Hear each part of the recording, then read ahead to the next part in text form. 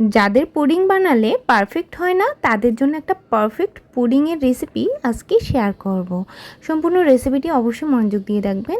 2টি ডিম ফ্রিজ থেকে 1 ঘন্টা আগে বের করে নিতে হবে। 2 পিস পাউরুটি টুকরো করে কেটে একটা সাইডে রেখে দিচ্ছি।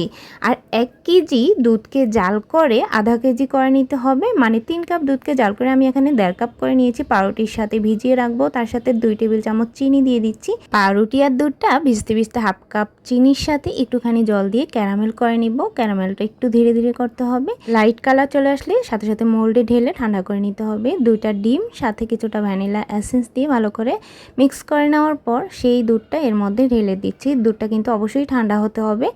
এবার পুরো দুধের মিশ্রণটা ছেঁকে নিচ্ছি যাতে কোনো লাম্পস না থাকে। ঢাকা দিয়ে নিচে একটা প্যানে তোয়ালে দিয়ে কিছুটা জল দিয়ে একদম তলা পর্যন্ত দিয়ে ঢাকা দিয়ে 35 মিনিট বেক করে নিব। আর 35 মিনিটের খুব বেশি সময় লাগবে না। এখন দেখুন শাসলিক কাঠি দিয়ে দেখিয়ে দিচ্ছি কতটা সুন্দর হয়েছে। পুরো রেসিপিটা কিন্তু আমার চ্যানেলে একদম পারফেক্টভাবে দেওয়া আছে। আপনারা চাইলে সেখানে একদম বিস্তারিত দেখে নিতে পারবেন। যাদের বুঝতে সমস্যা হবে, রেসিপিটা অবশ্যই একটা পারফেক্ট রেসিপি, অবশ্যই বাসায় কিন্তু ট্রাই করে দেখবেন। আশা করি এরকম নতুন নতুন রেসিপি দেখার জন্য চ্যানেলটি সাবস্ক্রাইব করে রাখবেন আর শেয়ার করে রাখবেন। টাটা।